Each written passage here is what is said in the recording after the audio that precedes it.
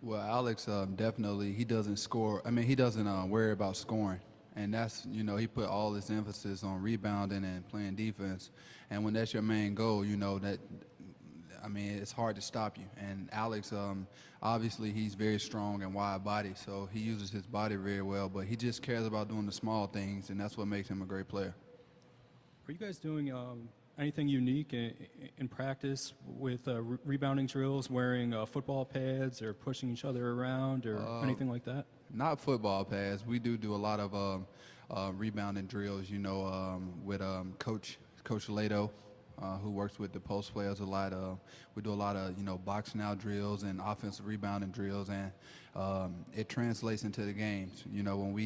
When we go to the glass every time, good things happen. So we just got to continue to work and practice each and every day. Hands up. All right, back to the front. Yeah, for Phil, kind of a two-part question. How frustrating was that final few minutes at Tennessee? And take us through that last possession. That was for Phil? Yeah. Okay. I mean, it was very frustrating. Whenever we lose a game that we know we should have won, we're always frustrated. I mean, last few possessions, or last shot, I could have got a better shot, could have took it to the hole, but it didn't. We lost the game, and we live and we learn. Hands up. Other questions for either of the student athletes? Down to the front. Yeah, this is for both guys. Is there something that in those close losses that you guys have been pointing to that you feel like keep happening over and over again in those close losses, in those situations that you guys have been trying to work on? Phil, will you take that first? I mean, just overall getting stops when we need them, getting rebounds when we need them. We usually get stops, but sometimes we don't finish the possession out, and I feel like that's something you work on every day in practice. And I mean, we harp on our guys about it, and myself included, and it's little things like that that kind of add up to the big thing. So, yeah. Same for Lawrence. Going along with what Phil said, a lot of people try to say, it was the last play of the game or this and that in every game.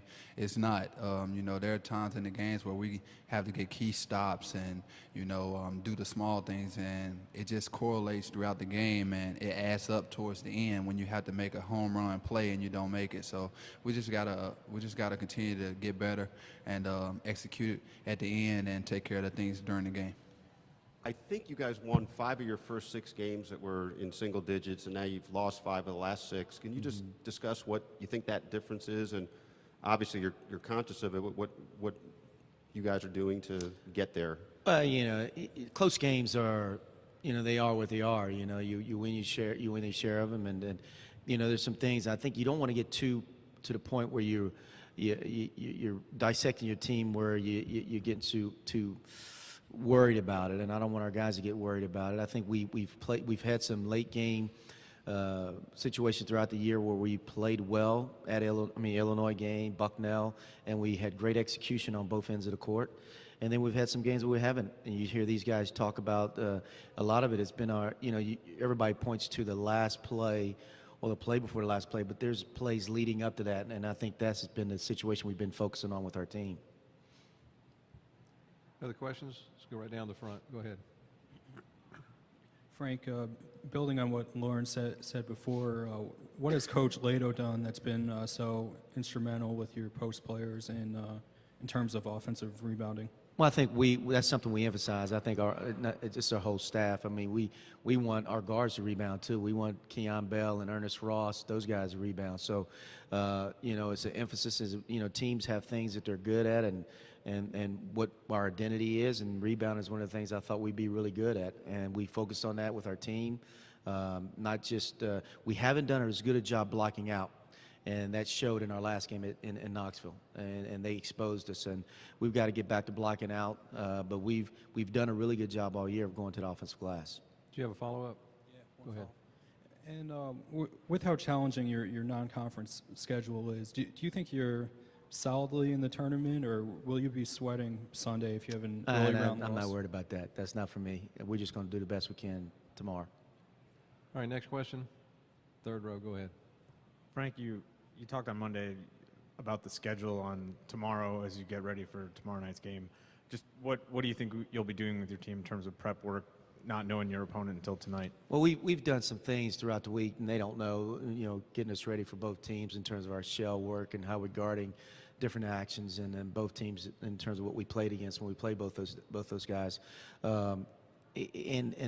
Today we'll just continue to worry about us, and we'll get prepared tonight, watching whoever we play, and tomorrow we have all day, so we'll focus a little bit on that tomorrow. Go ahead, question down front. Coach, Keon Bell has stepped up a lot and been really consistent in SEC play. Why do you think that is as opposed to his non-conference play? Well, I think it's a matter of him. Keon is in his last year, and we got him, and it's a matter of him being comfortable and getting used to playing with a different group of guys in his last year of college, and that takes time. I don't think you're going to be able to.